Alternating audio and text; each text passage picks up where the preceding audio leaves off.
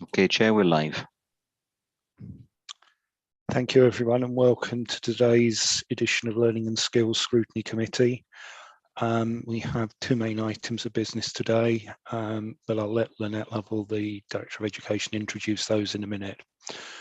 Firstly, we've got our normal formalities. When would you care to go through the list of apologies we've received?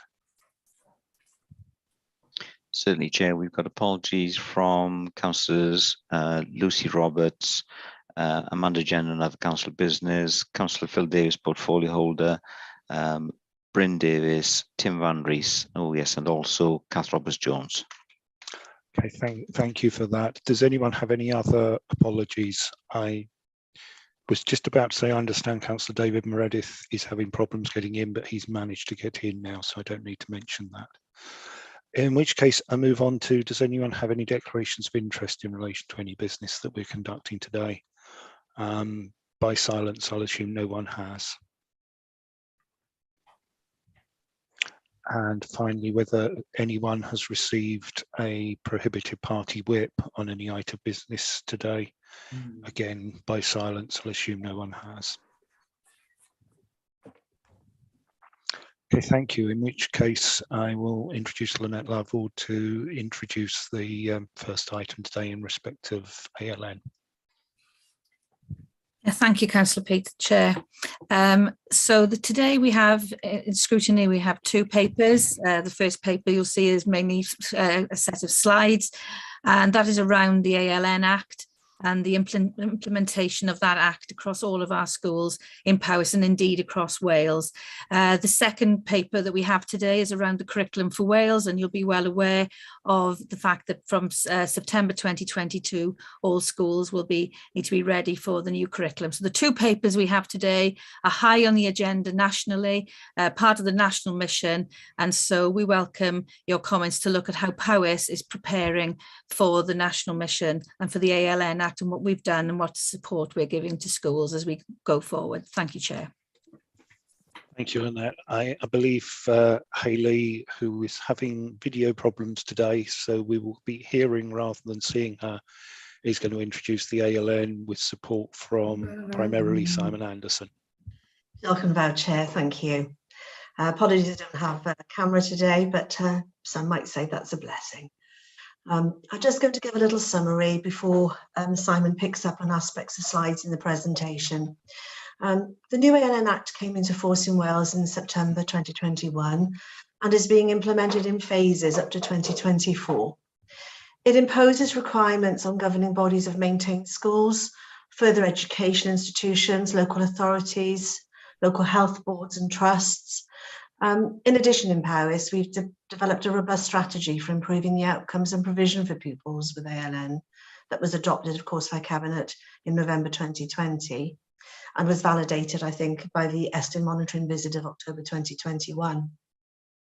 One of the key principles underpinning the system, the ALN system, includes an inclusive education, and I'm quoting here, an inclusive education where the majority of children and young people with ALN are supported to participate fully in mainstream education, and a whole setting approach is taken to meeting the needs of learners with ALN.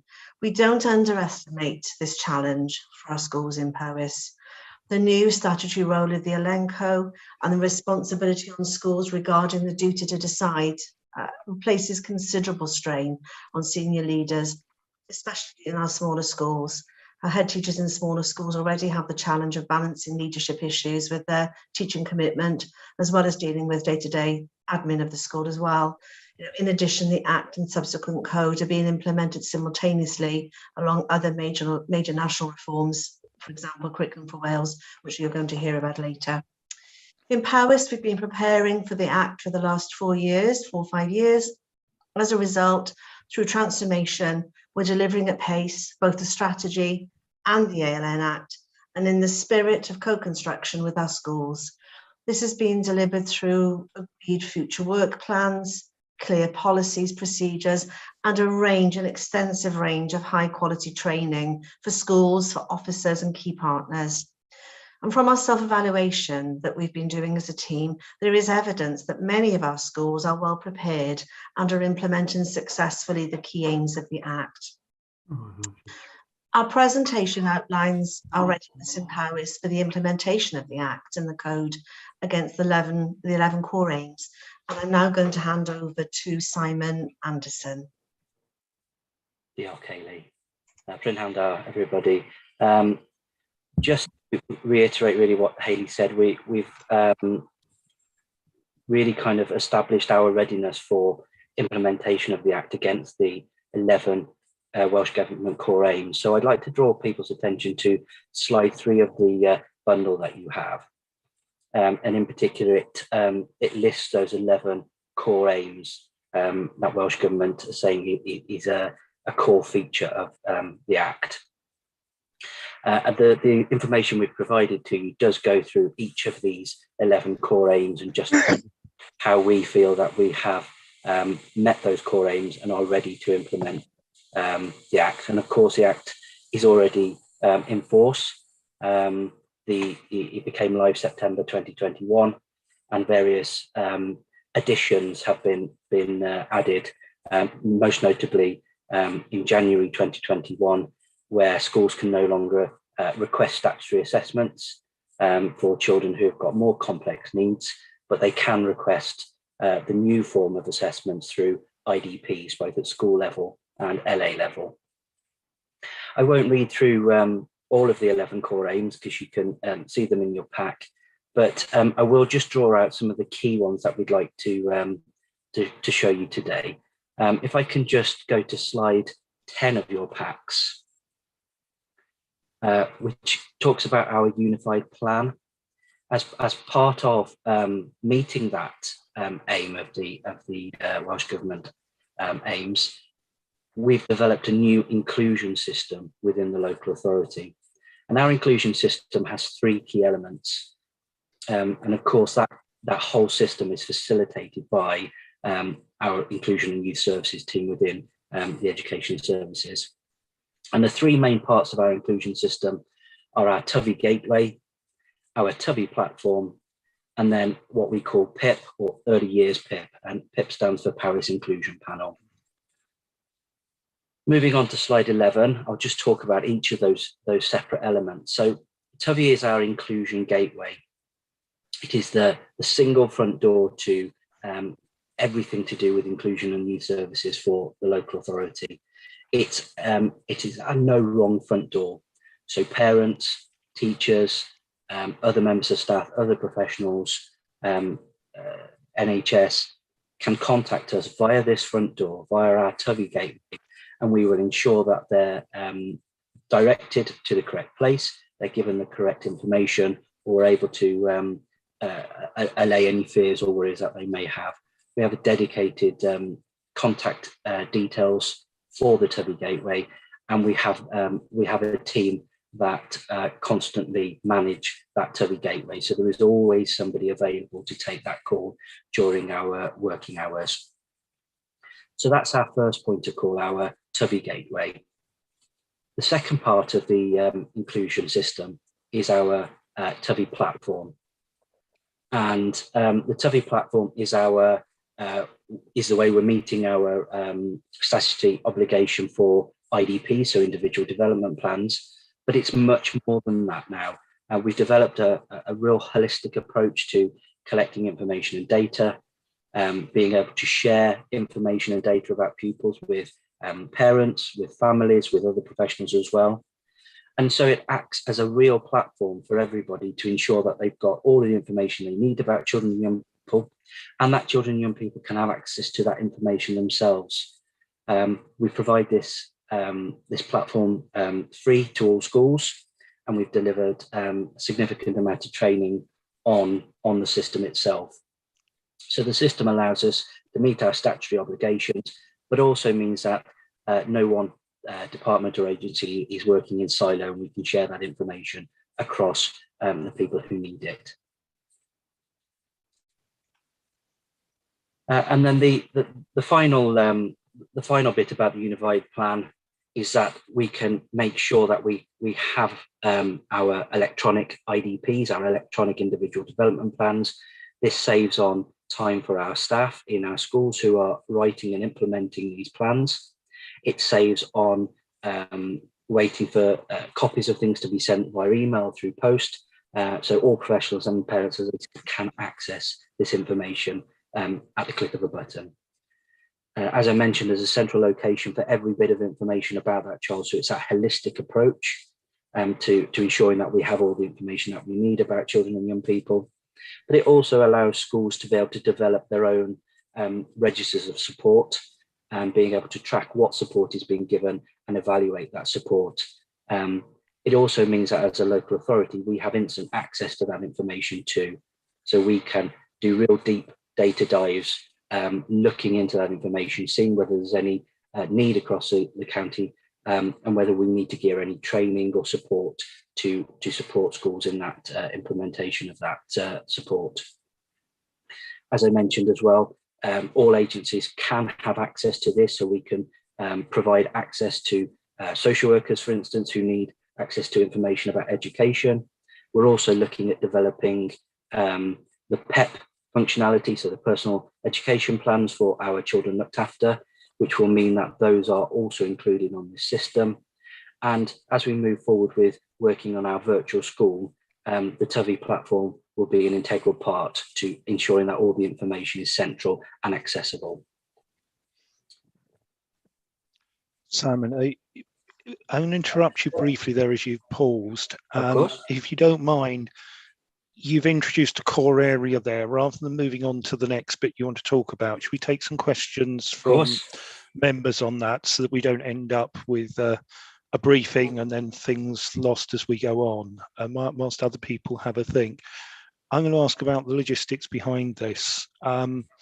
Do you think there are lessons that have been learnt from procuring and developing TUVI that could now potentially be shared with social services as they look to their developments, which came before Cabinet in a paper in the last couple of days?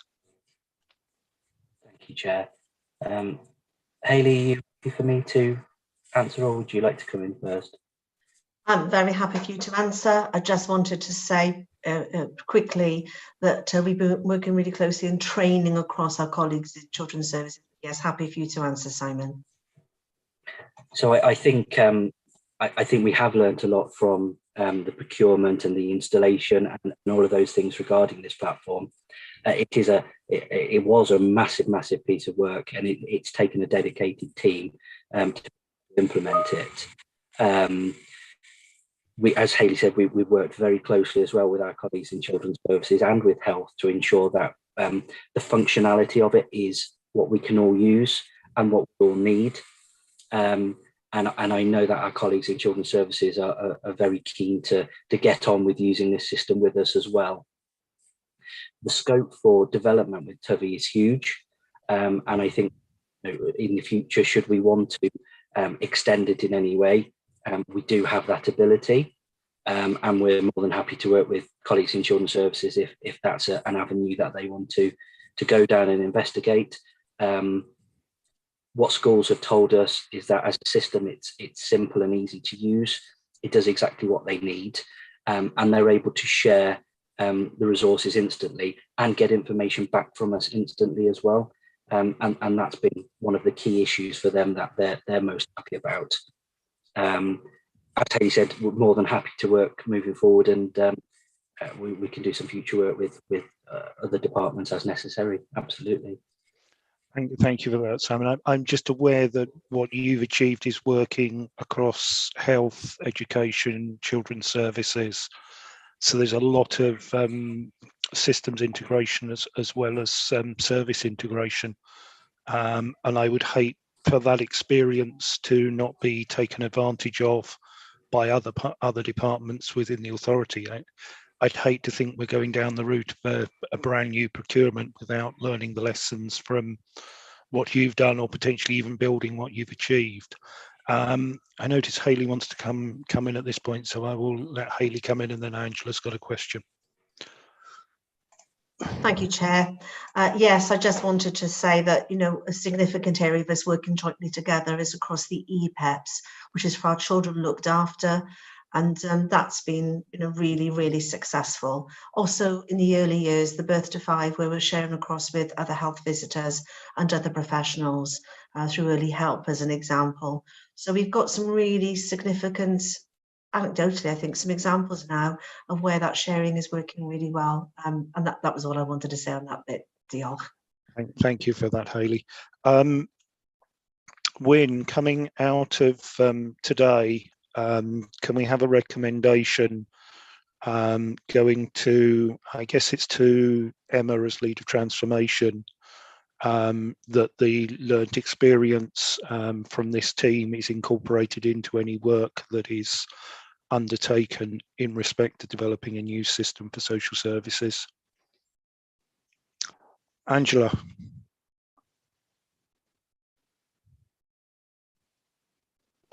Thank you, Chair. Hang on, I'll try and put my camera on. If I can. Yeah, hi, just prove I am here. Yeah, so I'm just checking the Tabby Gateway then. Is this the platform schools will use when they're applying for support for pupils? So if they're looking to get a pupil on the sort of through the threshold to get the support for them, they would go through this system? Absolutely, that's correct. So yeah. It's a one-stop shop. So if they need advice and guidance, they will contact our gateway. Alternatively, if they know how they want to progress, they can do it all electronically through the system itself.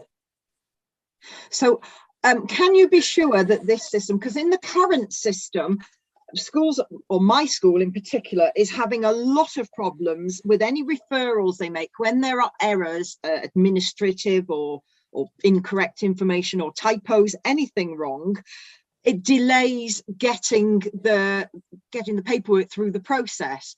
And they're very, very frustrated. And I know my fellow governors are very frustrated because they feel that this is a system that allows the local authority to drag its feet. And really, we're letting children down, aren't we, if we don't get them sort of through the process to find out, are they entitled to support? And that seems to have been an ongoing problem for many, many, many years. We've discussed it here before in Scrutiny, and we've been assured that you would speak to schools to make sure that they apply properly, but nothing seems to have been done. So really, I want your absolute assurance that this new system will get rid of that blockage, for want of a better word.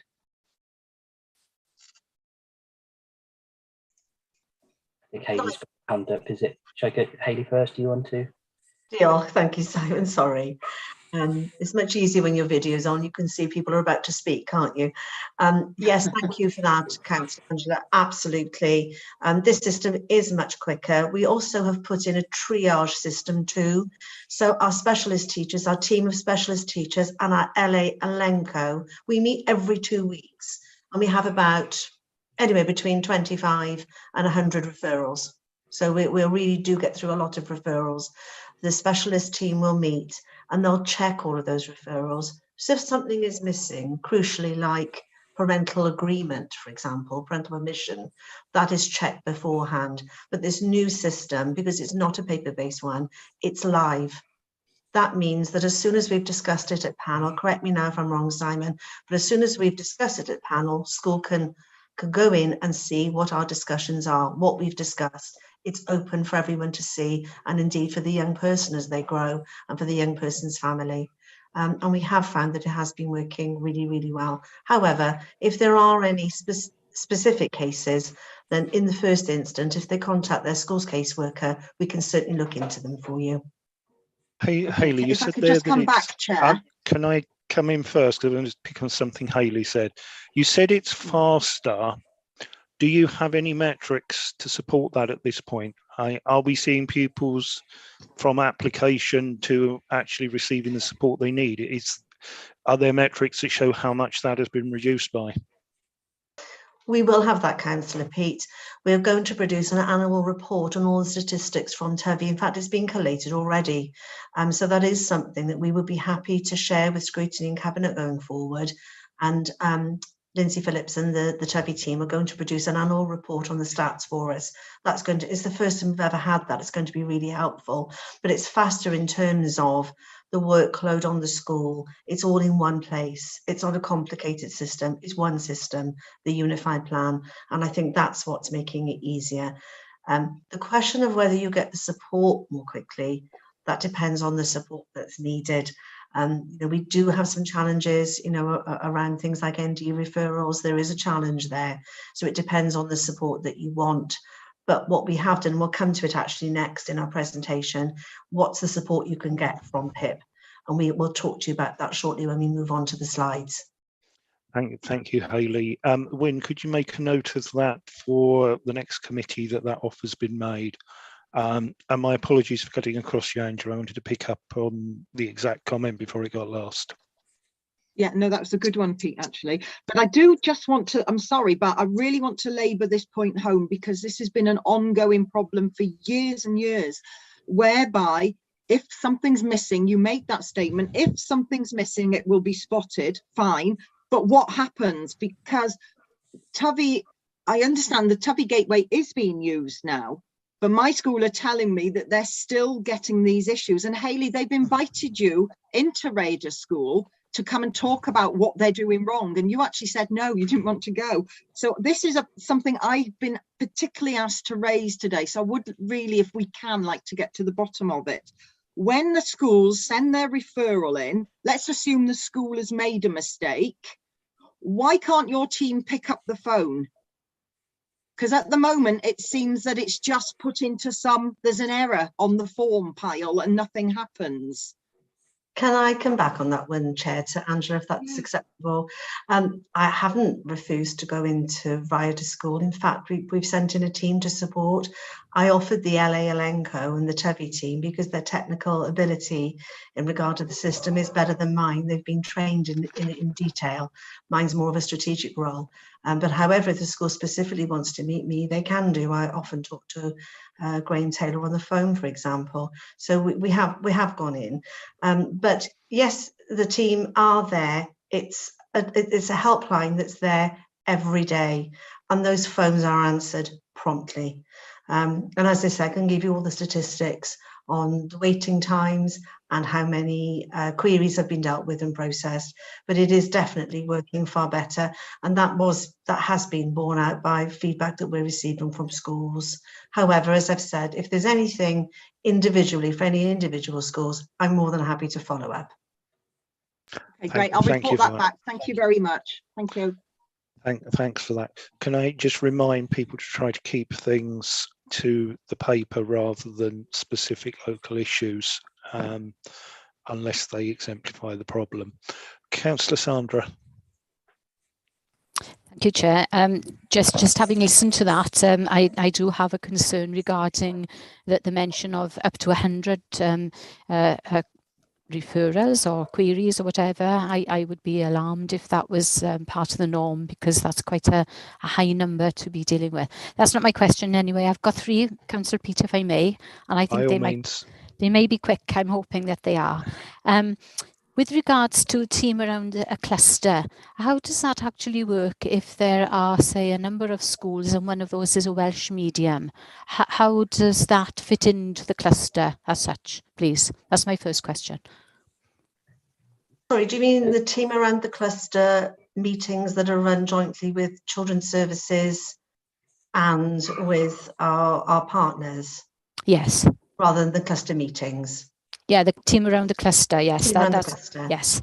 Okay, thank you. Well, they're holding those meetings now jointly, but one of the most recent suggestions that's come through from members of Sally's team, our wellbeing leads, Mary Strong and Christopher Davis, is to have a Welsh-only team around the cluster, because it's something that's been picked up and recognised, Councillor Sandra, quite rightly. So that's something we're looking to do, is to offer that through Welsh medium. So that hasn't materialised as yet. So not yet. So how does it happen at the moment then? Well, Children's Services and all of our other partners, KAIS, Drug Counselling, Youth Services, all of them hold a meeting for the cluster to attend. And the purpose of the meeting is for the schools to raise any concerns and to be aware of the support that is on offer out there. Currently, that is done through the medium of English. I understand. I don't coordinate the meetings, but I understand that they're currently done through the medium of English. But what I can pick up, and I'm not completely 100% of when this will happen, but I know it's been raised that they would like to try to do some Welsh sessions. However, I've got to say the facility across all partners to deliver in Welsh isn't perhaps where we would want it to be. We have strengthened our support here in the ALN team. Our most recent appointments have been Welsh speakers, which has been very welcome, but it's certainly something that's part of our plan. Thank you. Thank you. Something to look forward to in the future. Great. Thank you. My second question, who will deliver the training to the health visitors? I understand that there is training for everybody concerned, but how do we actually ensure that the health visitors receive the required and the necessary training to be more involved in this? Thank you, Councillor Sandra. It's such a vital question. Simon, do come in if there's anything I've missed here. But the training is being run jointly by Lindsay Phillips, who leads on TUVI and transformation for us in ALN, and also Heidi Piercy at LALNCO. All that training is overseen by inclusion managers, Simon, who's with us here, and Sarah Bryan.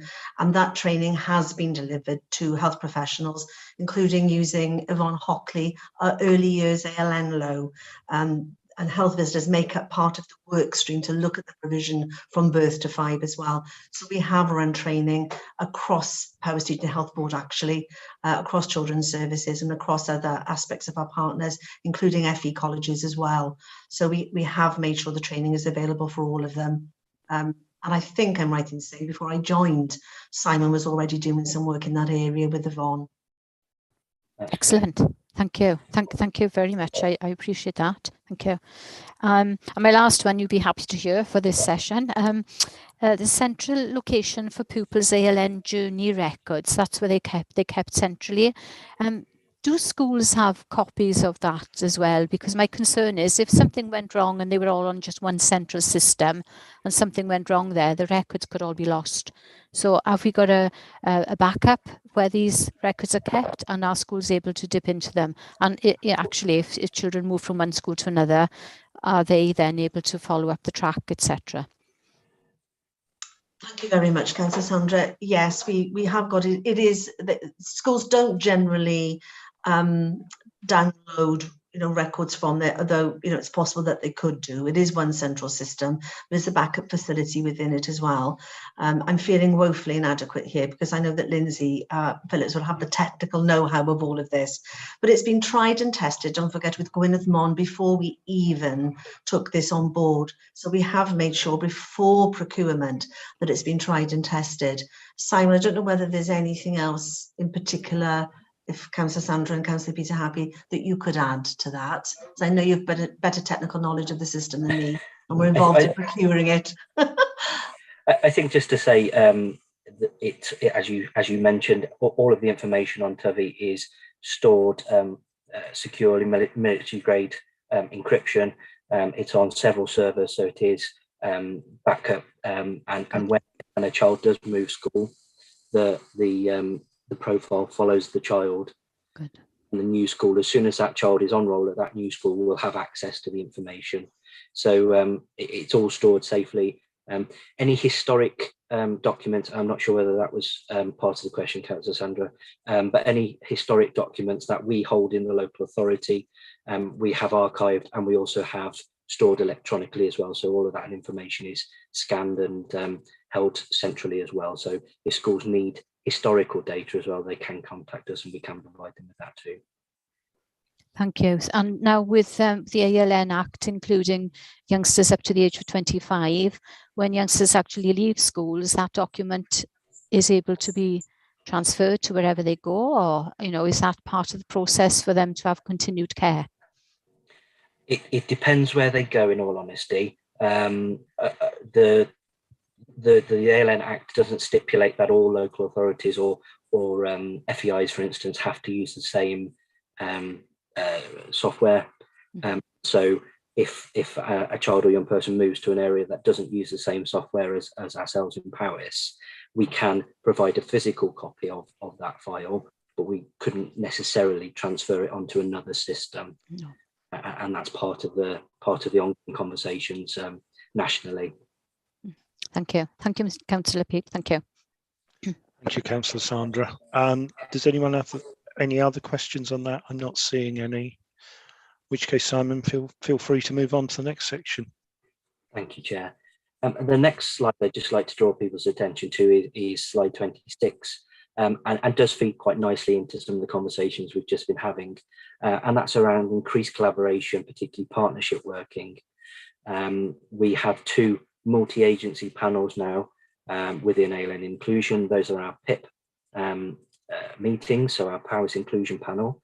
We have our Early Years Powers Inclusion panel, which looks at the birth to 5 years, and then the older PIP meeting for our older children and young people.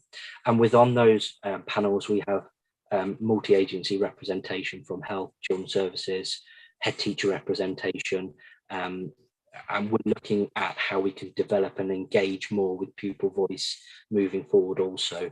It may not be appropriate for pupils to sit on the panels, but we certainly do want to include their voice on any decisions that we make. So we have a multi-agency approach to any decisions we do take. And again, that leads to that increased speed in delivering provision or getting those messages back to schools and parents, because the decision makers are at the table, and we can notify schools and parents instantly as we notate any decisions live within the meeting. As I mentioned previously, we have delivered substantial training across the board using the TUVI platform, but also in terms of other people's responsibilities with regard to the Act. We've certainly delivered training to all schools, governing bodies, health, children's services, adult services, and further afield within parents and our third sector partners as well. So we certainly have got that message out and across to people.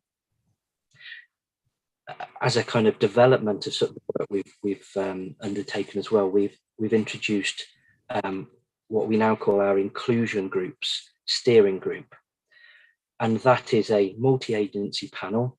It's linked to other outliers in the Startwell board, and essentially it looks after those children and young people that are classified under the Welsh Government guidance as vulnerable children or young people. So in particular, within that group, we look at children that may belong to Gypsy Roma traveller community. We look at those children who may be asylum seekers, or children who are from families from ethnic minority backgrounds. And we're able to ensure that support is put in place for them, and we're sharing information as necessary.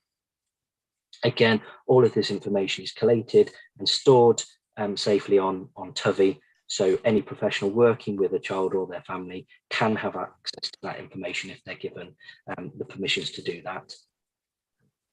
And moving on further about collaboration and communication, the feedback we've received is that communication between ourselves in school service, between schools, families and other agencies has significantly increased and improved, and we're really proud of that. We want to continue and build on that. We've produced numerous policy guidance and interactive guides for schools and for families to understand the differences in the new Act and how it will affect their families, how it will affect their children. We ensure that we have regular bilingual TUVI bulletins, and those sent out to schools with key updates, and if we have frequently asked questions, those come out. All of our information is shared on hubs, so schools have access to that information. And again, we've got that team around the cluster approach, so we can relay any information and updates to key professionals when that has to happen. Moving on to slide 28, again, other evidence of increased collaboration and communication. We hold termly ALNCO forums, so all of our ALNCOs from all of our schools across Powers network, and we provide training and updates to them. We have our weekly drop-in sessions, so anybody can come into those weekly drop-in sessions, whether they are school staff, head teachers, ALNCOs, governors. If they've got access questions that they want to ask, we have a dedicated time for them to do that.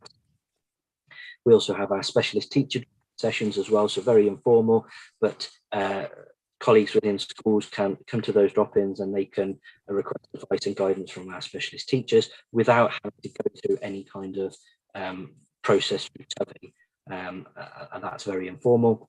And of course, we have more formal briefings where we speak to our head teachers on a regular basis and our governors as well.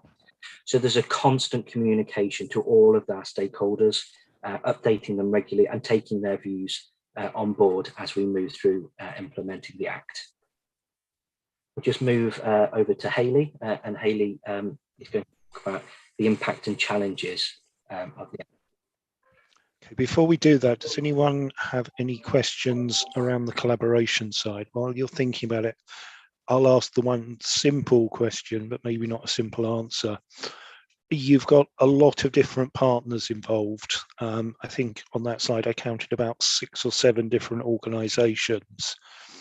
Have all of them moved forward at the same speed as the local authority? Have you had any problems, and do you still have any problems with organisations that want to stick to a more paper-based route?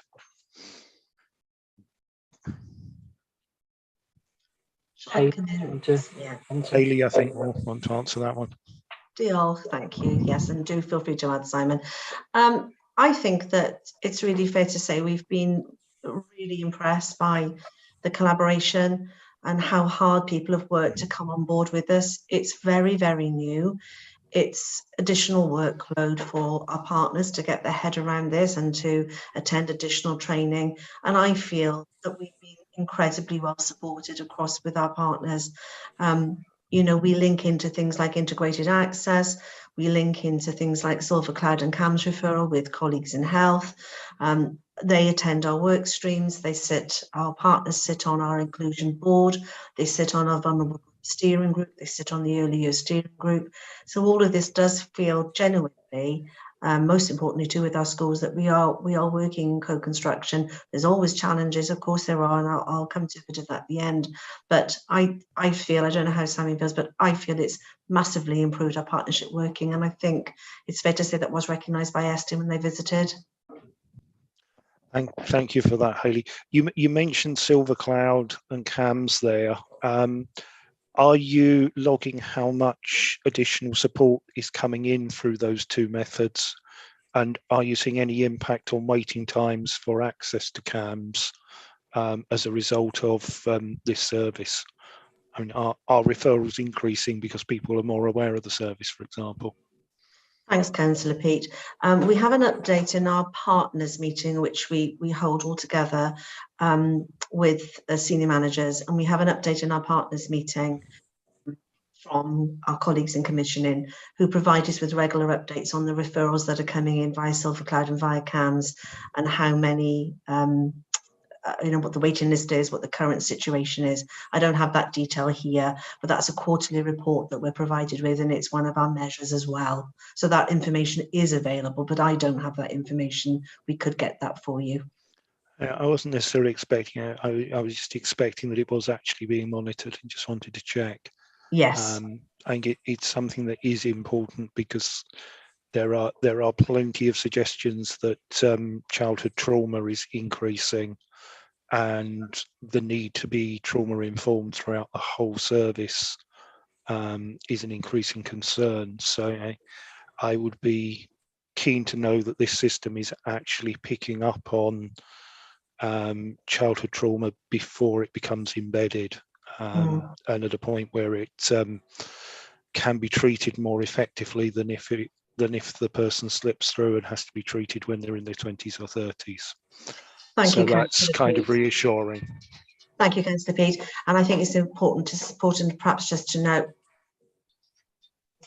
important to note that we are aiming for all of our schools in Powys to be trauma-informed schools, and that's something that we're using grant funding for, to make Welsh Government grant funding that comes through the whole school approach to make sure that all of our schools are trauma-informed, and we are getting there.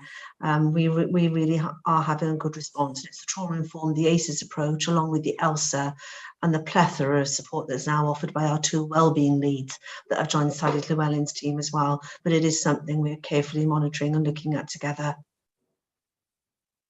Thanks for that, Hayley. And sorry, the number of times my council phone rings is negligible, and today was one of them. Angela.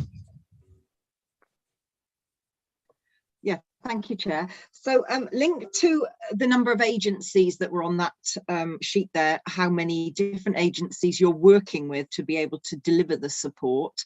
I'm just interested in capacity, both of your own department, because obviously you're having to deal with today's job while implementing a new massive change to your service, and train, as you've mentioned there, schools and the support services. So I'm just interested in how you're managing that workload, but also how confident are you that you have all the various supports that you'll need to deliver anything that children need. So, for example, as trauma-informed, as Pete said, but also we know that there's been ongoing problems with speech and learning practitioners and various other things throughout Powys. Thank you, Councillor Angela. Yes, you know, I think if we start with our team first, one of the first things that I did when I took over as lead for this area was to look to strengthen the team and to provide additionality. And in doing so, one of the key areas for us is the additionality of the specialist teachers, one of whom, for example, leads on literacy, language and communication, so can pick up advice around speech and language work. When we come to the future plans, you can see some other areas we want to develop further as well, so we can make sure we're responding to this ever-changing need. And I think it's fair to say that one of the reasons we strengthened the support we offer free to schools around wellbeing, it has come about as a result of the global pandemic. And I think it has helped us perhaps to widen our service and to improve those strong links across our services. So every cloud does have a silver lining. A dreadful cloud it was, but it has certainly strengthened our partnership work in that area. And I think what we're doing now is making sure that we recruit according to the need. And I think that's been vitally important, as well as making sure that we're recruiting bilingually. And that's been a real strength of recent recruitment. So connected to that, could I also ask then, so in the past we heard in Scrutiny about issues between either the health board or the education department or somebody else who felt who should be paying for any support services. Have you been able to sort those issues out now? Is there a clearer path of who's financially responsible for any support that you feel that a pupil needs? Thank you, Councillor Angela. Yes, and I think the additionality of the DECLO, know that a really important statutory role. In fact, we've got a conference on Friday, where I know that Lynette, as our director, will be attending, and this is really about how we resolve and work together to solve those challenges. And I think that I think it's fair to say we still have a way to go, but the important thing is people understand and have a shared understanding of the need, and are very, very committed in working together to resolve those issues. So I think the Act makes provision for that actually, and the code directs us that we do need to work together indeed to come together to resolve those issues. So I think it's an improving situation, but it's fair to say those challenges are still there across all of our services regarding capacity. It's always going to be a challenge for us. And I wanted to come back actually to the referrals that Councillor Sandra mentioned. You know, it's not typical to have so many in one go, but of course post-COVID, you know, the impact on young pupils has necessitated an increase on the service and across all our services that are working with children and young people. Thank you, Angela. Right. Yeah, Hayley, thank you. You mentioned the DECLO there.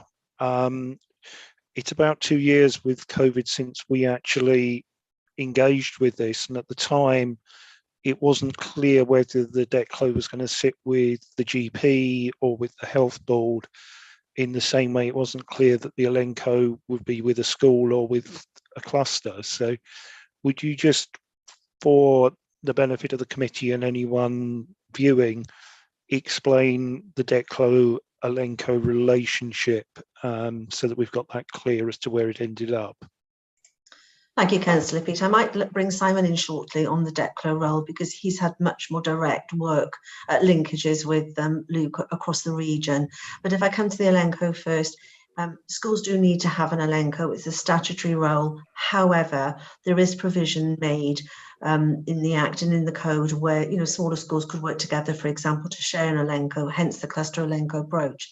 Some of our clusters do have a cluster Elenco. Some of our schools have chosen to have their own school Elenco, particularly secondary schools, you know, really do need their own Elenco, just because you have so many more children and young people.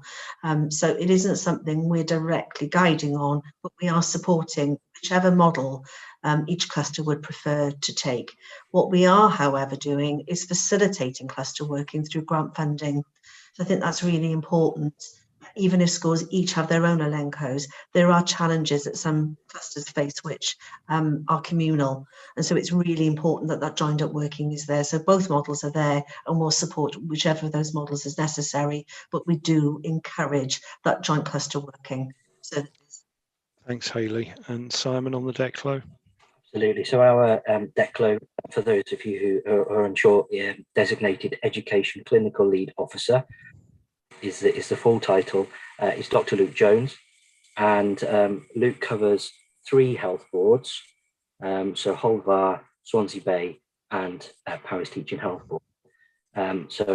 He is the DECLO for the 3 health boards, and it's his responsibility to be that conduit between the health board and the local authority to ensure that additional learning provision is in place, including health additional learning provision, and ensuring that we are constantly monitoring that for future provision for children and young people coming through as they are either diagnosed or there's a significant increase in a particular illness or strategy that's needed.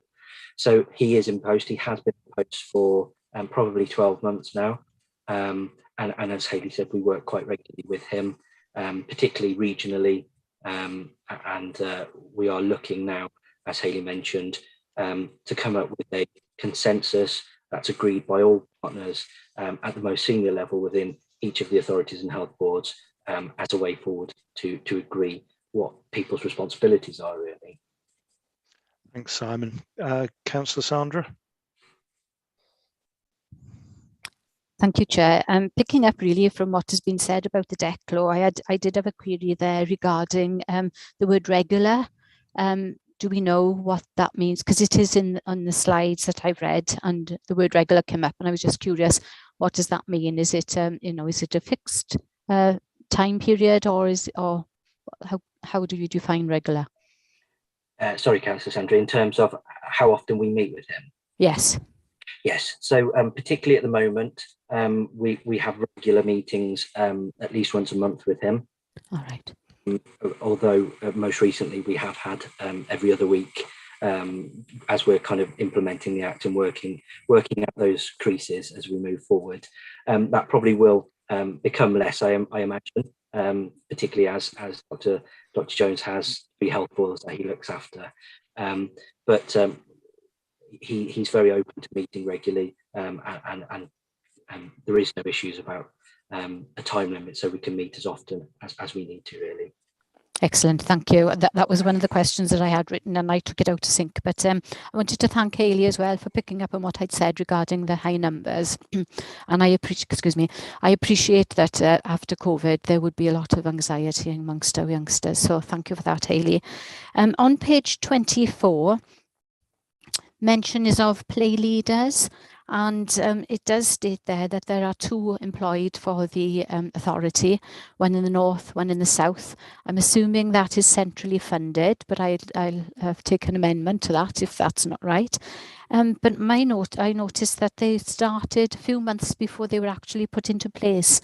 What did they do when they were employed and not working or placed, basically? That's my first question. Did she Sorry, a therapist? Yes, I'm happy to come in, Simon, if you like. Thank you. Still, Councillor Sandra, yes, before the play therapists began their work, they started preparing banks of different resources that they could use, but also they did some cluster visiting and also some training. We were very careful to make sure that we got our value for money, and we did make sure that we before we had our live cases, we wanted to make sure they were introduced to our clusters, but also that they were using that time to raise awareness, I suppose, amongst our schools. I'm sorry to cut across you, Simon, but I wanted to make sure I'd got that bit of information in. Thank you. Thank you. I'm happy with that. Thank you. That sounds really proactive, and I think that's very effective. Thank you. One of the other questions I've got regarding page 27, on the form, it mentions the word minimum time. I am really very, that's like a red light to me, because very soon the minimum becomes the maximum, and I do have concerns with that word minimum. So I'm wondering, is there ample time for that is needed rather than minimum? Does that make sense? Yes, thanks, Councillor Sandra. I think probably that's perhaps me not wording it accurately. I'll go back and have a look at that. Oh, thank you. Yeah, I think key is to make sure that we are using all the resources we've got to provide the right service, and I think we've definitely gone the right way with providing play therapy and supporting schools to provide art therapy, because unless young people, and with the nurture approach, and yes, unless young people are ready for learning, it's much more difficult and challenging to teach them. So yes, this is at the heart of everything we do, and an area we're very passionate about. Thank you very much. Thank you, Chair. Thank you, Councillor Sandra. Councillor David. Yeah, thank you, Chair. I might have missed this, but what is the role of the youth service in all this, and who do they report to?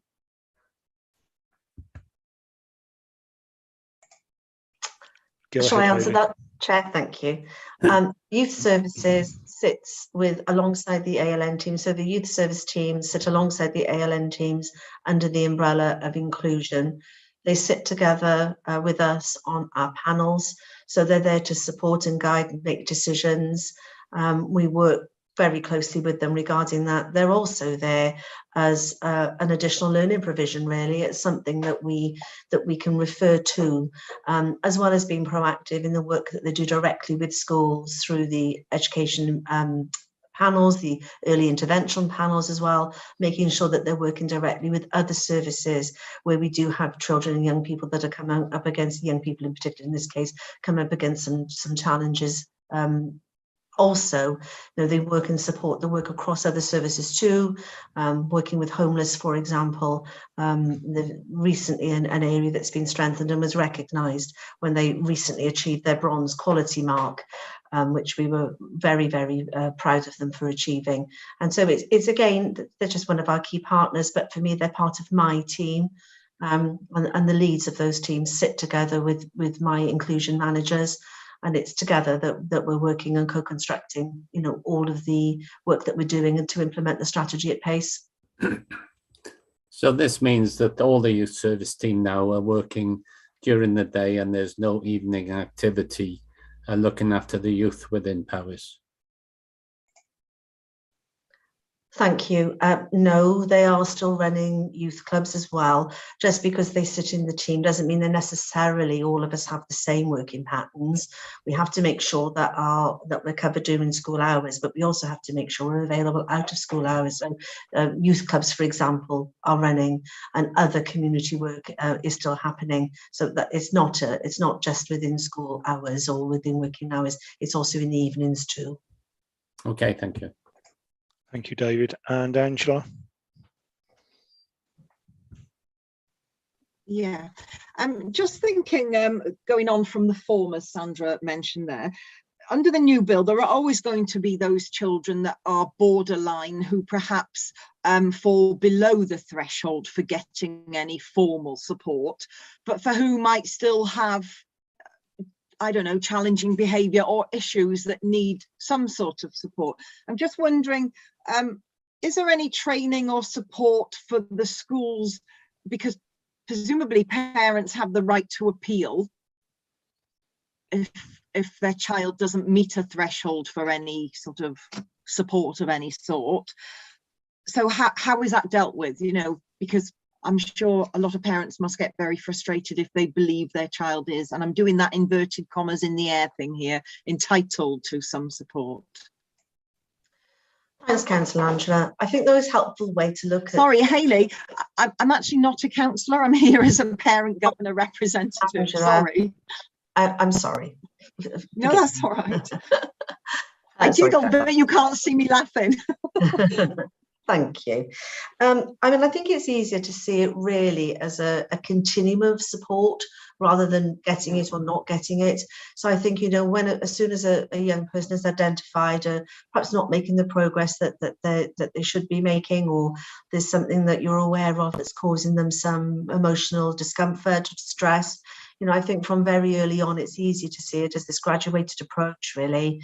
It's this continuum of support. So you're starting off with your school universal learning provision and the school's additional learning provision. It's only when the school can't meet the learning provision that you come to the local authority for additional support. And we always provide some form of support. It might be signposting, it might be resources, it might be training, and that's what we've worked really hard to do, is to look at the range of support that we provide as a result of referrals that come into us. Right. Okay. Thank you. Thank you, Angela. And Simon? I think, Hayley, were you going to go on to impacts and challenges? That's right. My apologies. Yes, Hayley No, was don't going to worry. speak. Thank you. Yes, I was, and I'll try to be really brief, so I'm just aware of the time. So I think one of the key things really is to stress the impact that we're seeing on schools. We last did I suppose an in-depth evaluation of every school, working with the school improvement team last summer. And at that point, many schools felt that they were well supported pupils were well supported in class with an appropriate curriculum. Many schools, most pupils are making good progress. The information is all there on the slides. You know, there was a good amount of person-centered practice being seen in schools. You know, most schools had a very well developed Elenco role, the senior leaders being very much aware of the role of the Elenco. There was very good uptake in the range of training. So we're seeing the impact on schools, and we looked at it last summer, and we will look at this again in depth this summer, summer 2022. It'll be a focus for our visits with the school improvement advisors after Easter. But there are still some specific challenges, which I've noted on slide 34. You know, how well are schools using provision mapping to support and plan resources? They've identified to us that some training would be useful in that area. How well are leaders using transition information to plan the future needs of people with ALN? How effective are schools in delivering the universal learning provision and additional learning provision, especially in our smaller schools? And how well are schools managing the conversion of IEPs to IDPs? Again, we've provided documents and information for this for schools, and it's available through a range of communication, as Simon identified earlier. How well developed is pupil voice and pupils involved in target setting? How effective are senior leaders in evaluating the provision for pupils with ALN? And how well are leaders in smaller schools managing the statutory role of the Elenco? So these are the challenges that we've picked up from our visits, and it's areas that we need to make sure we're providing support and training for, and make sure we're aware of. This will inform our future planning, and we'll see how things have moved on in a year's time when we go back to visit the schools, jointly visit the schools as ALN officers with our school improvement officers. And I just wanted to finish finally on the forward work plan. We obviously will be further implementing our strategy through transformation. We want to provide further training for schools and settings, And we planned training for a year ahead this year, which schools have found really helpful. We want to look particularly at training and support for parents, also developing QA processes for school and LA IDPs, continuing our review of specialist provision, and looking at improved provision for pupils who are neurodiverse with ASD and ADHD. We'd like to potentially extend our nurture and satellite provision. We're waiting for the results of the pilots to come in at the end of this year. We have had some early indications show that they are very successful. And improve support through CLAR pupils through our virtual school, working with our colleagues in children's services. And of course, a huge piece of work for the local authority officers and schools is the conversion of all IEPs and IDPs to schools and statements across these next 3 years. Thank you. Thank you, Hayley. Does anyone have any additional questions while you're thinking about that? Hayley, you've identified some challenges. I'd like to hear about risks or your perceived level of risk in terms of us actually delivering by 2024. Are we on schedule? Are we ahead of schedule? Are you worried? Thank you, Councillor Pete. Well, as you know, we have our quarterly reporting, and we also have our risk registers. At the moment, where we are with ALN in particular and the implementation of the Act, we're on track.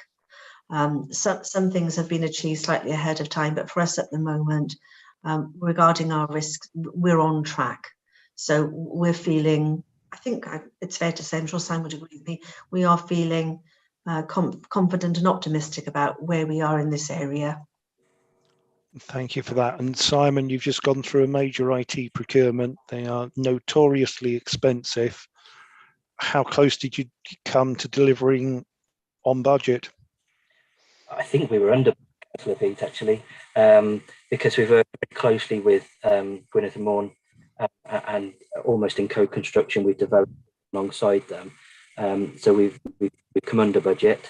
And we're now managing to expand on it and develop the system even further, which is really exciting. And you know, we would be more than happy and to our partners across the region if anybody would like us to demonstrate the facility that we've developed with them and show them how it's working in Paris. We'd be delighted to do that.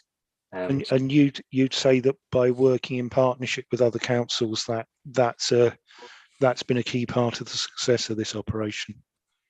Yes, I would, yeah, and particularly with the Morn. So that we worked with, which was part of Gwynedd and Morn, have been very open to our suggestions and acted on it much more than if we'd have bought a package off the shelf, for instance, from an IT company. And of course, we had the benefit of having them tried and tested it as well, which was an added bonus for us. Thanks for that. Councillor Sandra. Thank you, Mr. Chairman. Sorry, thank you. Thank you. Just two points I picked up. One on page 35. I thought that all schools had to have an ALN governor. I've read there, I think that not all schools have, so I'm a bit concerned about that one. And on page 36, Welsh medium schools are unable to support transition for pupils as there is no provision for pupils with ALN to progress their learning through the medium of Welsh. So I have concerns about that too.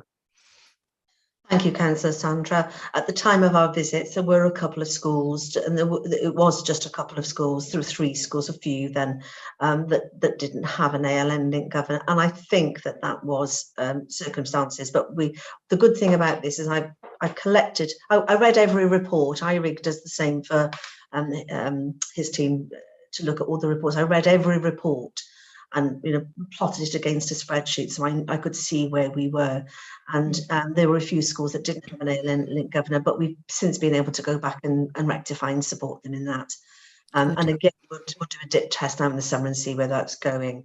And then transition for for Welsh it is a significant challenge. I don't think I can say anything other than, it is a significant challenge for us to work on. But I think it's making sure that we bring together, our Welsh schools and our Welsh streams so that they can work together and support each other. But it is an area that has certainly been raised when we did our transition work last year during COVID, doing our virtual transition work. It was an area that I know the school improvement advisors in particular were looking at and working on to make sure that we were trying to get that transition right for them. But it is an issue, and I know it's something that the council is addressing through the West.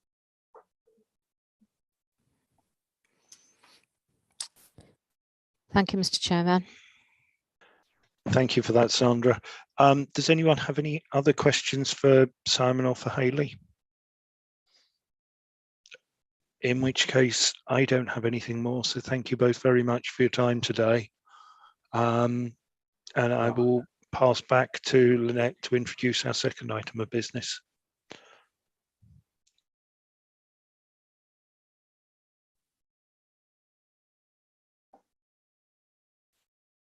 Thank you very much, Councillor Pete. I just wanted to mention as well, just at the end, just to say thank you for the scrutiny of ALN today. In terms of, you will be aware that it was a recommendation in our Eston inspection report of 2019 and needed significant improvement, which has been achieved. And I think in light of everything you've heard today as well, you can see the developments and the improvements that have been made and how we want to improve things further. And just to say, as part of the Eston inspection in October last year, 2021, for the re-inspection, indeed, much of the practice that we've heard about today, Eston wanted us to be able to share with other local authorities, as well as has been stated there today. So I just wanted to mention that, if that's okay with you, Chair.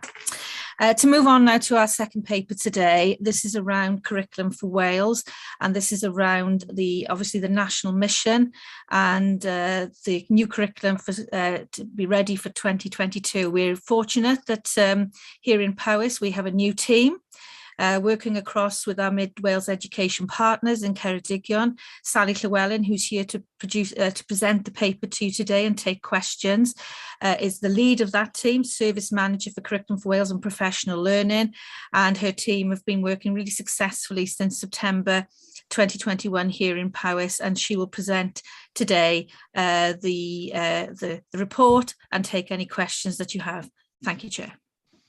Thank you, Lynette, and welcome, Sally. I think this is the first time we've seen you. I think it is too. Pronounced everybody. It's lovely to be here. Thank you for having me.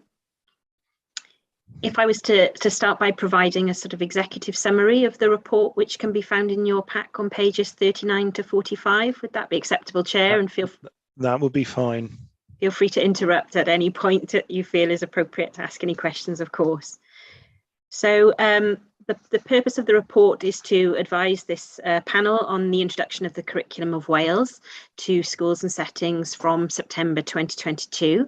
But it is probably worth pointing out that for primary schools, rollout will commence in September 2022. But secondary schools and some other settings can choose to roll out the curriculum to Year 7. They are encouraged to do so by Welsh Government, but this will not be mandatory until 2023, when they would be expected then to roll out to Years 7 and 8 together. So there has been a sort of slight window of delay potentiality for schools that have learners in Year 7 or above to delay by that extra year if they don't feel ready. So that's a decision schools are having to make at the moment, and the 8th of April is the deadline to report their status to Welsh Government. So that's something to be aware of. And when we talk about a school's curriculum, we're talking about everything that a learner experiences in pursuit of the 4 purposes, because the curriculum for Wales is a purpose-led curriculum, which is very different from the content-led curriculums of the past. So it's not simply anymore a matter of what we teach, but how we teach it, and crucially, why we teach it. So lots of the conversations my team has been having with schools in Powys as we prepare for curriculum rollout is not just about what is being taught, but how they will be teaching that and why they are selecting the context and the concepts for learning that they are choosing to populate their curriculum with. The curriculum framework is vast. It is a huge document and an ever-growing document as well, that's in a live status on Hub rather than a printed off version. Welsh Government discourage teachers from printing it off. I think it's in excess of 250 pages now anyway, so it would be quite a tome to have as a paper copy. But because there's constant updates, you know, they very much advise that people treat it as a live document and only use the digital version. But just to give you a sort of sense of the scale of that document, there are 27 mandatory statements of what matters. So that's part of the sort of statutory obligations of the curriculum, and those are across 6 areas of learning and experience. I'm sure you're sort of familiar with the areas as they stand. So we have languages, literacy and communication, mathematics and numeracy, expressive arts, health and well-being, humanities, and I always miss one, science and technology, of course, very important, science and technology. So 6 areas of learning, 27 statements of what matters, and the learners will need to develop a growing and deepening understanding against those 27 statements of what matters. Those are the sort of big ideas of the curriculum, if you like, as they progress to a more sophisticated understanding of the key knowledge, skills and experiences in each area of that curriculum. So those are the 6 AOLEs. But in addition to that, we have the 3 fundamental cross-curricular skills, which are also mandatory: literacy, numeracy and digital competence. There are 4 integral skills: creativity and innovation, critical thinking and problem solving, personal effectiveness, planning and organising. If that wasn't enough, there are 6 cross-cutting themes of the curriculum, all very important themes: relationships and sexuality education, known as RSE, human rights education, which previously covered UNCRC and UNCRDP, diversity, careers and work-related experiences, and local and international contexts. Within each of those AOLEs as well, we have 5 principles of progression. Maths and numeracy is slightly different. In the maths and numeracy AOLE, instead of principles of progression, we have interdependent proficiencies. There is really a vast amount of information for our schools to not only read and digest, but unpick and make sense of together within their schools and settings and across schools and settings as they work together in clusters to deliver what is essentially a 3 to 16 continuum of learning. So for schools to be able to design their own curriculum and their own assessment arrangements, it's a huge departure from national curriculum orders and schools being told what content needs to be covered and what at each level what that content would look like. So our schools are really grappling with understanding what disciplinary progression looks like. If we think of an AOLE and we think of something like the languages AOLE, languages, literacy and communication, within that we have English, we have Welsh, we have a range of international languages. Some of our primary schools are adopting British Sign Language as a language option as well. So within each of those disciplines that sit within the AOLE, they have to develop a really confident understanding of what progression might look like within that discipline, bearing in mind the cross-curricular skills, the integral skills, and the cross-cutting themes that also are sort of wrapped around that AOLE provision. So it's a huge undertaking for our schools, and those who've sort of grappled with the curriculum framework as it's been published in various iterations are starting to make real headway with what they understand by a purpose-led curriculum. They're confident with their vision for their school's curriculum. They are able to develop visions within each AOLE and share those visions. They are also able to begin planning curriculum design that allows for progression within that learning. So it is an absolutely huge undertaking. I know I keep saying that, but every day I have conversations with teachers who are overwhelmed by the sort of extent of the framework. And of course, for smaller schools, you know, their capacity to manage the considerable workload of engaging with such a wide range of professional learning for each of those elements, because that's what my team has been providing since we joined Powys in September, is professional learning to really deepen teachers' understanding of each of those particular elements of the curriculum framework. So it's this professional learning really as part of the huge wider reform agenda. We've just talked for an hour and 10 minutes about ALN transformation and the pressure schools are under from that point of view. We've got changes to accountability measures and self-evaluation processes in school, and the curriculum is all part of that. And of course, we need all that radical change to come together. If it's going to be successful, we can't just change one part of the system. We have to change all of the parts to really embrace our national mission. So it's an exciting time for our schools. It's a daunting time for our schools, and a time when they certainly need the support of my team and the team of school improvement advisors who we work very closely with, to ensure that we are accurately identifying the needs of each of our schools and providing a bespoke menu of professional learning to support based on that need, so that we can fill the gaps that they have in their own knowledge and understanding to be able to roll out this curriculum from September 2022. And the clock is ticking. We've had a pandemic for the last 2 years that has prevented many of our schools making the progress they would have liked towards the curriculum. It's been on their to-do list, and the pandemic has often forced the curriculum, I think, lower down that list, understandably. So a really crucial couple of months for us now as we move towards implementation. Our secondary schools and some of our all through schools might be making a decision that allows them to take more time for that implementation, but all of our schools are currently engaging in piloting, trialing, designing, and really trying to evaluate the impact of the changes that they're introducing in their schools.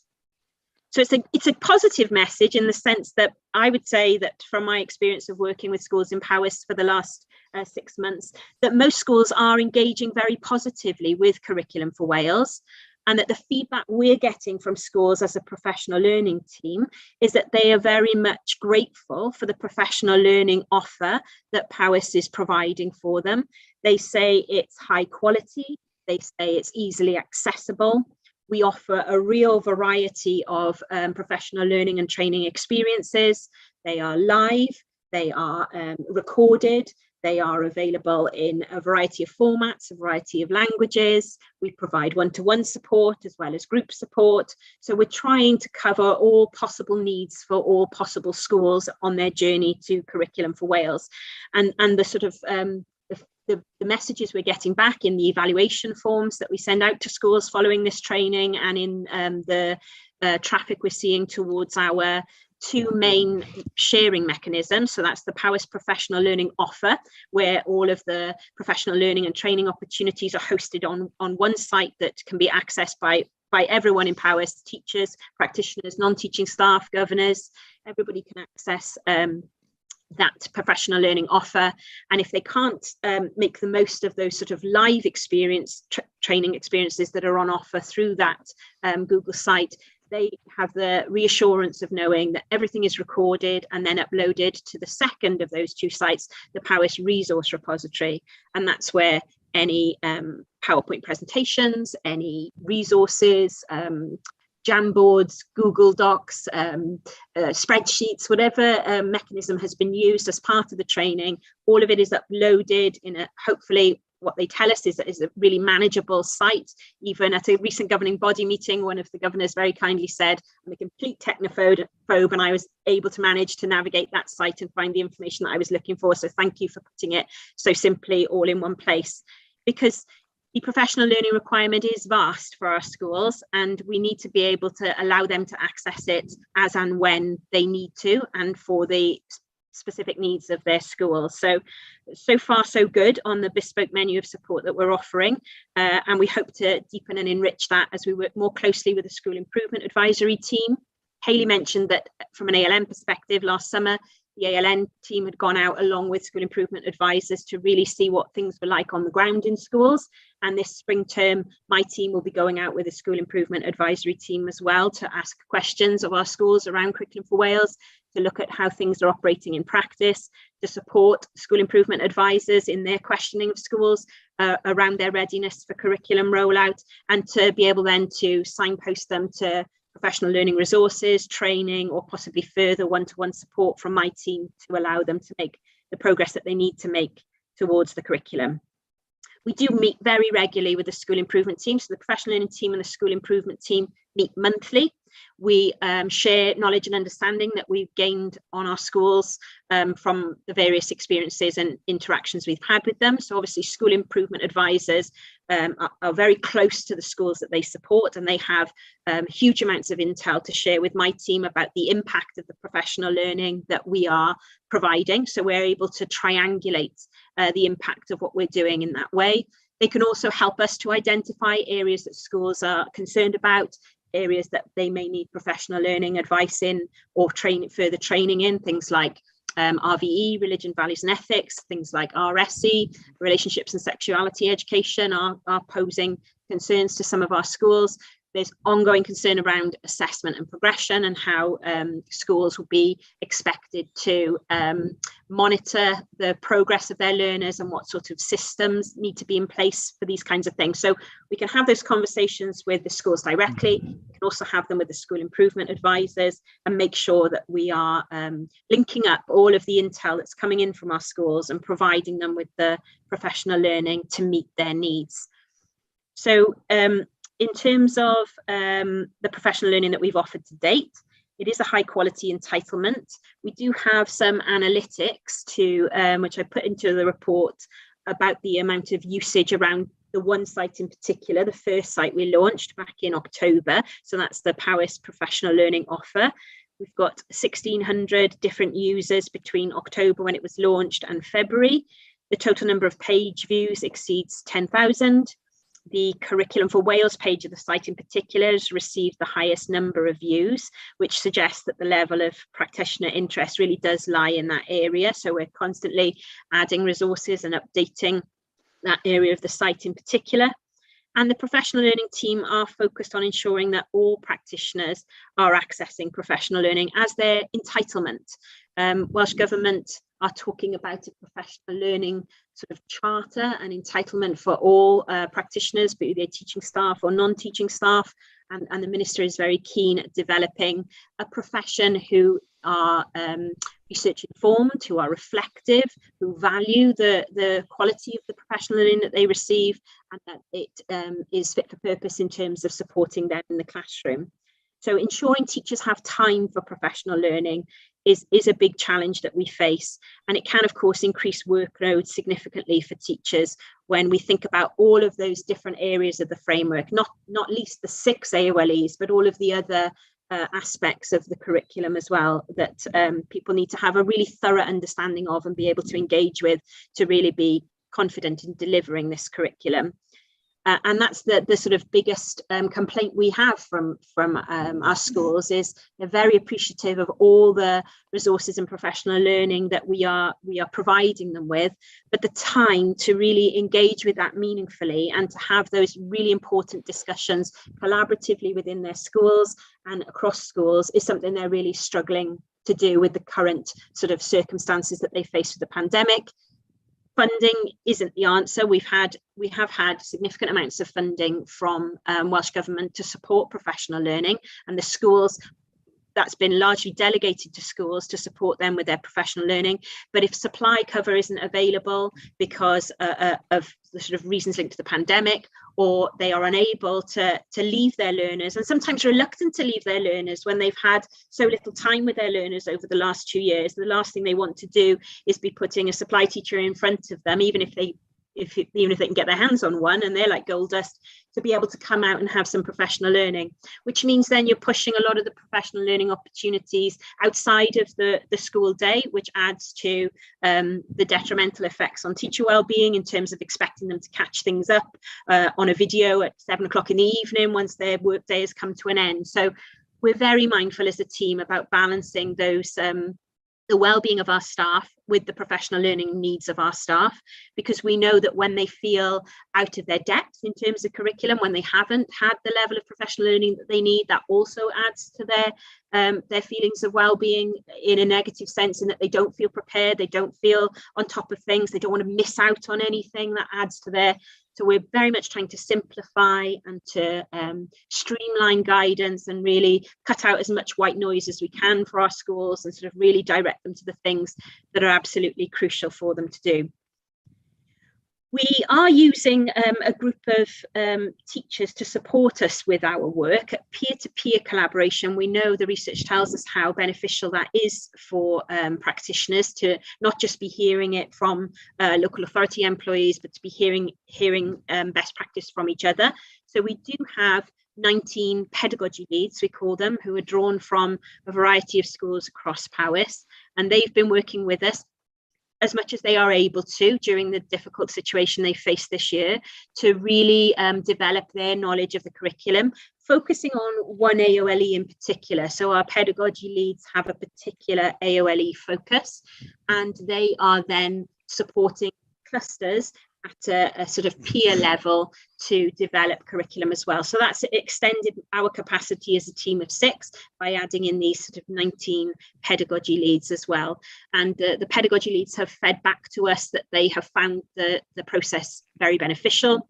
We've been providing a programme of professional learning for them, which entails about sort of 5 hours work a week for them, and the funding has allowed them to engage with that.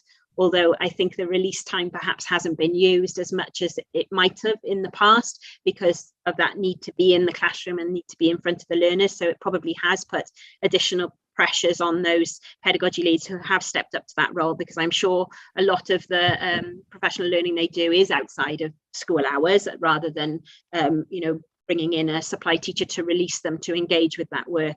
But they report back to us through the evaluation that we've done with them at this midpoint, sort of Christmas, January time. We took a survey to them to ask how they felt this work was going. And they, the very strong responses that they felt that it had developed their knowledge of the curriculum, that they felt more confident in delivering the curriculum, that they would recommend the programme to others to become involved with that professional learning. But they did have some feedback for us, which we took on the chin, which was that there was quite a lot of information to take in on a weekly basis, that they would like more time to discuss, that often they felt time poor in terms of discussion. So we've made some adjustments to the Pedagogy Leads programme for the rest of the year, going to fortnightly sessions, longer sessions of an hour and a half, and really trying to allow them the opportunities to dig down into some of those trickier topics like assessment and progression, that we're still waiting for clearer guidance from on the Welsh Government. But fortunately, all of my team are closely involved with the working parties of Welsh Government. We represent the Mid Wales Partnership in a plethora of Welsh Government cross-regional working parties on topics like assessment and progression, and all of the other sort of areas I've outlined that are relevant to the curriculum. So we are bringing the national agenda to Powys, having those conversations with schools across Powys, but in particular with those pedagogy leads who are piloting a lot of these new initiatives and then taking their learning out to their clusters.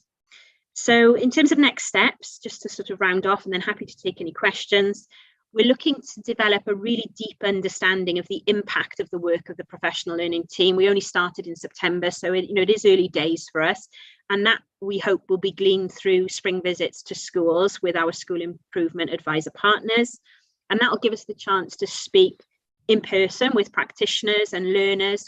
We are getting out into other schools as well, and have done so if we've been allowed, if the pandemic has permitted us to do that. So we have been into schools and spoken to some leaders and teachers and looked at some working books and start to think about curriculum rollout and the impact that might have. But we're looking to deepen that now with the School Improvement Advisory team when we go out on those shared visits. And we're really hoping that we're able to target support and intervention for schools who will need the provision particularly ready for September. It's a short time frame left to go. But the Minister was very clear in his head teacher conference just before half term. I don't know if you saw the recording of that, but he very much sees September as the start of the next leg of the journey. This is a huge undertaking. No one is expecting our schools to be ready by September. No one is expecting everybody to have everything sewn up, largely because a lot of the guidance is still coming out and being reworked. So we're all on that continuous journey of improvement, and as we pilot and trial things and learn from each other and learn what's working in different schools and different clusters, I think there will be continuous improvements and adjustments to this curriculum. But we are hopeful that by the end of the summer term, all of our practitioners will have been able to access a wide range of professional learning workshops delivered by the Powys Professional Learning team.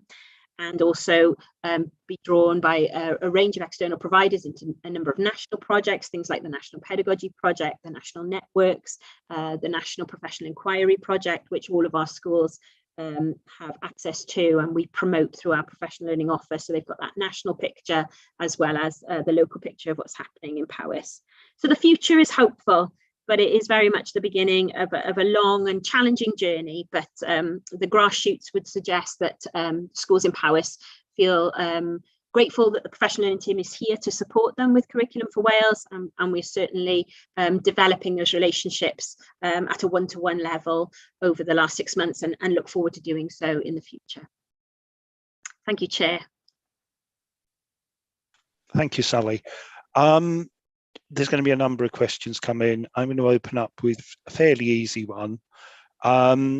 We've had various schools pass through us with claims around how they're doing with the national curriculum and the like. And they're all saying that there's a lot of working at the cluster level. Would you characterise the development of the curriculum as largely work being done in individual schools, or would you characterise it more as the schools in a cluster working together and building on their strengths, or is it a bit of both? I was going to say exactly that. Yes, Councillor Peter, it is a bit of both. Schools need to, each individual practitioner has to take responsibility for their delivery of the curriculum, and each school has to have a clear vision for their school's vision of the curriculum and how those AOLEs are going to be delivered within their school. So it does start at a school level initially, and the practitioners within that school. But of course, it's a 3 to 16 continuum. So it's a curriculum that can't be developed in isolation. There have to be strong conversations, particularly with the secondary school that the primary school would potentially feed into, to ensure that progression across the 3 to 16 continuum. So I would say it's both small school level and then at a wider cluster level. Are you seeing work across primary schools to get consistency within their cluster, or are they all very much individual? That's beginning, I would say, in terms of some of the projects we have running are at cluster level. You know, we are part of our ethos, part of our vision in Powys is to develop that sort of cluster working to be very effective across a cluster. And we are seeing some of that in some of our clusters, but I wouldn't say it's consistent at this stage. Okay, thank you. Councillor Michael. Thank you, Chair. Sally did mention in her excellent presentation languages, and I don't want to spend a lot of time on this, but I'm always keen on, with whatever, broadening horizons. And I'm talking about the teaching of languages now other than Welsh and or English. Will we be in a position to give, I know we do give help now, but will we, or are we in a position to give further help to those schools who want to work together to use their own particular expertise to teach languages other than Welsh and English? You know, we have world languages that's not just English, that's a world language. I mean, we have Spanish and French, and I'm sure Mandarin in the not too distant future will become a world language. Just a comment, Sally. Thank you, Chair. Very much so, Councillor Michael. We have in the Curriculum for Wales moved away from this idea of MFL, modern foreign languages, to a broader definition of international languages, so that schools can very much harness what is in their local context for delivery within schools. So if you are blessed in your context with a large Polish contingent or a Chinese contingent, let's go back to the sort of Mandarin example, then certainly to use the expertise and knowledge within your local Cynefin, within your local context, is a really important part of your curriculum design and your planning, because that's going to be the most authentic for the learners in your context, because they're going to be familiar with that in a way that if we were teaching something that they had no experience of, it just wouldn't chime with them. But there's a lot of funding coming in from Welsh Government for international languages for precisely that reason. There's real concern about the drop off in the take up of international languages at GCSE and beyond. And I think government at the moment, we have a project running within Powys, funding clusters to work together. So a secondary school with a particular subject expertise in, let's say, French or German or Spanish, working with cluster primary schools to really enrich and develop. And I don't mean just the secondary school teacher coming down to the primary for a week and doing the work sort of the primary school teacher for them, but really thinking about what would progress look like within Spanish in a year 3, 4, 5, 6 classroom compared to them when they move on to high school, and then they develop that in year 7, 8, 9. So working together to develop resources across the cluster, to develop a better, deeper understanding of international languages across the cluster, so that learners in primary school are having the kinds of experiences that when they get up to comp and they might have done Spanish or French for the first time, they'll now be having those experiences of those international languages much sooner in their primary experience because of that sort of integrated working between secondary and primary schools. And there's a funded project running exactly that at the moment in Powys. So very, very relevant and very apt, certainly, Councillor Michael. Thank you, Sally. Just a brief comment, Chair. Yeah, I'm very pleased with what I've just heard, but I hope we will, I don't mean going down the too academic road, but I hope we would also give the children some idea of how most of these languages interrelate. Like the root of French, we all know French and Spanish and Portuguese. I mean, the root is Latin. I mean, I don't mean going down a hugely academic route, but just to give them an idea of the root of the languages. Thank you, Chair. Thank you, Sally. Thank you, Councillor Michael. Triple literacy, as they call it, triple literacy projects, where you're looking at 3 languages, and looking at the commonalities in those languages and how those languages are structured and created is very beneficial to learners to be able to transfer knowledge between languages. So yeah. I know myself as an A-level teacher of English language and literature that I used to conjugate a verb to teach the difference between the first, second and third person, singular and plural. I would conjugate a verb in Welsh for them. Rydw i, rwy ti, mae e, rydyn ni, rydych chi, mae nhw'n. I said, you know that, you'll have learned that. I said, I bet you've never learned I am, you are, he is, we are. You wouldn't learn to conjugate like that in English. And then I would give them être, je suis, tu es, il est. And they go, oh, well, why didn't nobody tell us this before? It would only be at A level that we'd be having those conversations around this is how we conjugate a verb in multiple languages. And as a second language learner of Welsh or French, they might have been taught to do that, but they would never have been shown that in English. And yes, exactly that kind of triple literacy approach and the understanding of how language fits together is so important to our understanding of new languages, and as well as our understanding of grammar in our own language, in our first language. Yeah, and a simple one, Chair, is Rex, Ray and Roy. They've all got 3 letters, but they all mean king. Exactly. Thank you, Councillor Michael, and thank you, Sally. And I look forward to seeing that appearing in some of our curriculum. If you can encourage your trainers to put it forward. And Angela, you've been waiting patiently. Thank you, Chair. Just thinking about the way that schools are going to now be developing their own curriculum. It's going to mean that, well, hopefully they're going to be working with their cluster, but in each school, the delivery style is going to be very individual and personal in a way to that school. So I'm just thinking about for pupils that might be moving schools for whatever reason, particularly if they're moving mid-key stage. So for example, you do have families who move home or schools close or the pupils choose for whatever reason to move school. Is this going to add an extra challenge for them? And the other one I'm sort of thinking about, but wondering if there's a way to resolve it. In the local authority, we've got some changes to clusters. In those circumstances, will the pupils remain in the school where they start, even if in the future their cluster would be somewhere else? So I'm just thinking about, from the pupils' perspective, how are they going to get that continuity? The specifics on the last one, I think we can pass on, because that's a school catchment review issue rather than an issue for today. But I am interested in that question. Thinking about the pupil, though, Chair. Sorry, not the issue itself. I'm just thinking of the reasons why a pupil might. I was going to say, but there is the root question there of what happens when pupils are moving school for whatever reason, because obviously each school is individual. Yeah. And that is the case. Can I come in there now?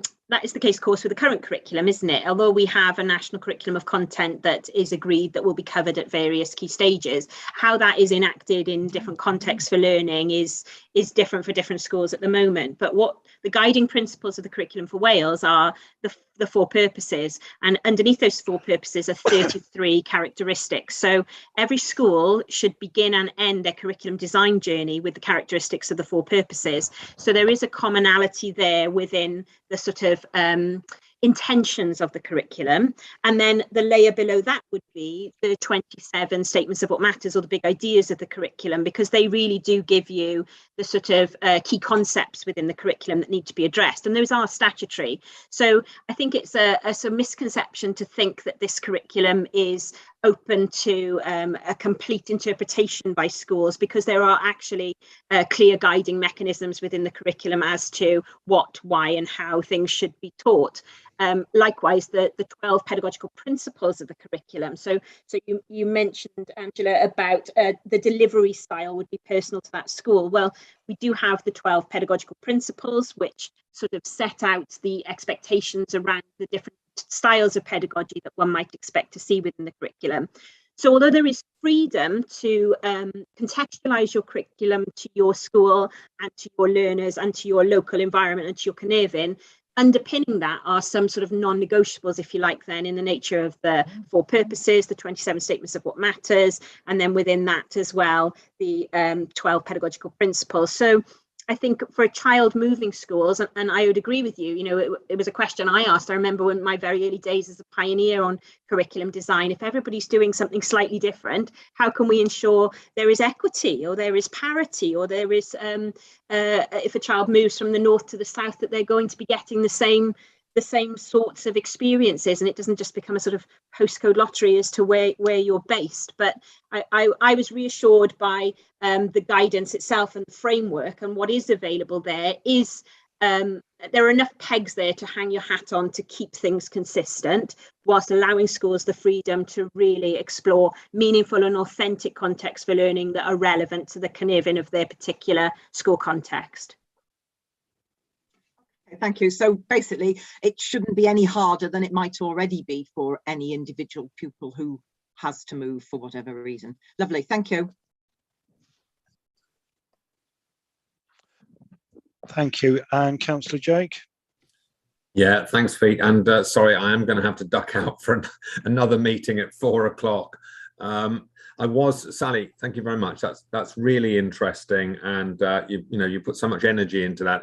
I'm encouraged by what you've said, and I was going to ask whether you were content really that you were on track with this for September, and I was going to ask what the key challenges were, but I got the impression from what you were saying that it's teacher time really, and that once this is in place, it's not about more teachers after installation of the new curriculum. It's teacher time at this point in time, and it's them freeing themselves up. Is that the case? Is that where, if we're going to stumble here, it's with that issue?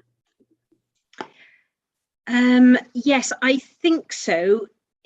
I don't think additional teachers would help, if that was the question. Not about more teachers after the curriculum is launched, but about having meaningful opportunities to engage with professional learning for the existing profession. That's certainly the complaint that I face on a regular basis. They want to engage, they can't engage as meaningfully as they would like because they don't have the time to engage. They are feeling pressured by that September 2022 sort of cut off that things need to start then, which is why the minister's message that this is just the beginning of the next phase was particularly reassuring, I think, to teachers. What we need to do now is to embody that in our professional learning offer and ensure that teachers aren't feeling overwhelmed, burdened by the professional learning, because it is vast. There's no two ways about it. You know, it's massive what they've got to get their heads around. But I suppose what we've tried to do is to simplify everything as much as possible down to the latest iteration of our purposeful planning guidance for curriculum design, which comes down to simply 2 pages of A4.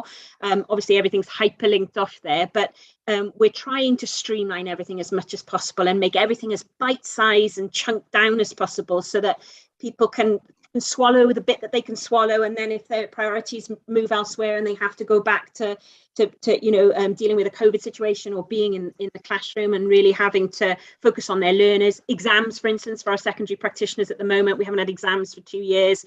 Our secondary practitioners are entirely focused on examinations now, with getting their learners back up to a point that they would be ready to sit those exams. So the curriculum, again, has been notched down the sort of priority order list because of that. So providing bite-sized opportunity for professional learning, providing regular opportunities for professionals to come together within their schools and settings to discuss curriculum design, to discuss progression and assessment, to really have a meaningful opportunity to unpack the curriculum and talk about what's working in terms of what they're trialing and piloting. Nobody is expecting them to have this sort of finished product ready to go in September of 2022. We acknowledge that this is a long-term change that's going to require ongoing support and continuing professional learning. And for those schools who are really trying to grow themselves as learning organisations, which is a huge part of the OECD's advice to Welsh Government for the transformation agenda, building in time for continuous professional learning within your school week, not just extra inset days bolted on or twilight sessions, but actually finding the time within the existing timetable to come together as practitioners within your school, because everybody's responsible for slightly different bits. We've got talking to a secondary head at lunchtime today. He's got his, leaders of AOLEs. He's got his cross-curricular skills coordinators. He's got his RSE, RVE specialists, his wellbeing leads. There's a plethora in that secondary school of people with different responsibilities who are going to need to come together to really make sense of the curriculum element that they're responsible for. And of course, those are in our larger schools, but in our smaller schools across Powys, often all of those separate responsibilities are held by one person. And that's such a challenge when they're having to manage all of that professional learning. And I'm putting on weekly AOLE networks and saying, right, if you're involved with science and tech, I need you this week. If you're involved with maths and numeracy, I need you the week after. And I'll see you the week after. For some practitioners, that means them coming to all of that because they have all of those responsibilities, and that's just so overwhelming for them. So managing their time and the workload that this new curriculum brings, and none of them even question the importance of it. They all believe in the curriculum, they believe it's the right thing to do, but the practicalities, the logistics of being able to cope with the demands of the professional learning that the curriculum requires is our biggest challenge by far, and teacher time to come together and make sense of it, not to be told what to do by my team, but to really collaborate in developing a deep understanding of that curriculum is absolutely crucial. And we're working with a number of strategies to try and facilitate that and make that happen.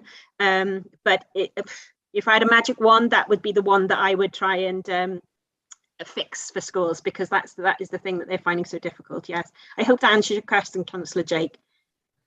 Thank you. And yes, I'm sorry, I do now have to duck out, but thank you for that. And I wish you well for the rest of the meeting. Thank you. Thank you, Jake. Does anyone else have any other questions? We don't appear to have any. Sally, I think you've given us a lot of assurance around what we've done centrally. We seem to, within your team, have put together a very solid and deliverable support network. I think your meetings with schools over the next couple of months to actually see how much of that is actually translating into the classroom is going to be crucial. And whilst I don't know what the new committee will want to do, I would definitely suggest to Win that we would probably want to see sight of whatever papers you put to Cabinet, although I suspect with the timelines of the new committee coming in and the training that they will have, it might be a case of a paper-based review rather than you coming to a meeting. But I think there is something there that definitely council going forward will need some assurance that the structures that have been put in place are actually delivering, and if they're not delivering, how you would be planning to respond to that. Because with the time you've had, we should now be seeing some results, because you've not just put stuff in the back office, you've worked quite extensively with the schools as well. So thank you very much for that. Lynette, you've come back on. Are there any closing comments you have on this? Nothing further really to add, only to thank the scrutiny committee today for the productive scrutiny that we've had on those two areas of work. So thank you, Chair. Thank you, Lynette. And in turn back, I'd like to thank officers for coming in today. ALN has shown considerable improvement since the last time that we saw them in a meeting, when we did have some quite very serious concerns, and they were reflected in Estin around the same time. In terms of the curriculum development, it's something that I wouldn't say we've been unsighted on, but we've had to focus on other matters and the demands of other parts of the transformation programme, which have put quite a hefty load onto us. So it's good to hear that whilst everything else is going on, there is work and support work going on to bring that forward and start to make it a reality. So thank you to all officers that have been with us today. Wyn, would you care to bring us up to speed on where we are moving forward? I know we've got one bit of housekeeping type work, but we've also got a report from audits into a School Calum Cymru. Let's call it a School Calum Cymru 2017 that we need to have a look at some point if we can fit that in. Yes, Jay, the work programs are set out on the agenda, but as you say, there is that report for us to be considered, which is referred from the Governance and Audit Committee. The question at the moment is, can it be fitted in before pre-election starts? And that's the one I'm grappling with currently. In which case, I think all I can say on that is if people can be aware that you might get a relatively short notice meeting towards the back end of next week, please be aware of that as committee members, and we'll have hopefully a clearer picture after full council tomorrow as to when that will be. In which case, if there's no other business on that, I'd like to take us back private and thank everyone for attending today. Just hang on for a couple of minutes before we go.